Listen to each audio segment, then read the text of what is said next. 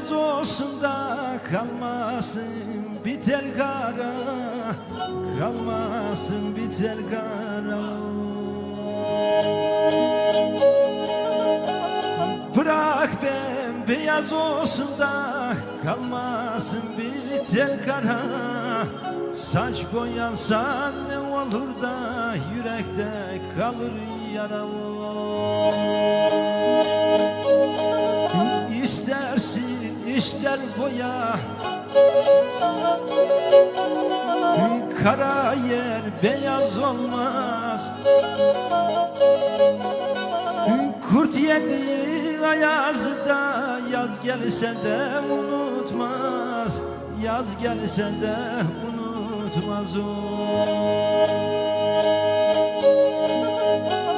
Kurt yedi ayazı da yaz gelse de unutmaz. Ah gidi yalan dünya o.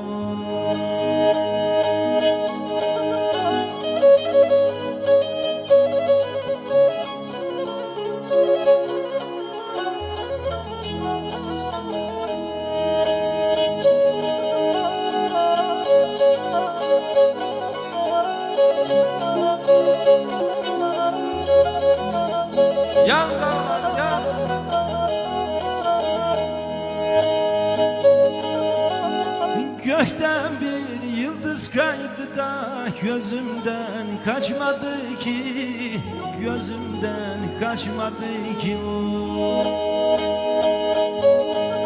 Gökten bir yıldız kaydı da gözümden kaçmadı ki, bir dilek tutturacak da heves bırakmadı ki o.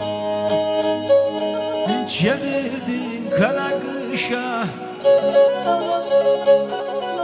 bana İnanmadım rüyama, ben küsmüşüm dünyama. Kara kışa,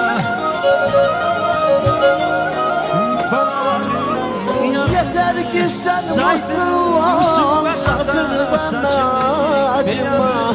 Gözümde olana benimsin diyemem ki, artık kendi kendime beni hiç veremem ki. Bir gün geçecek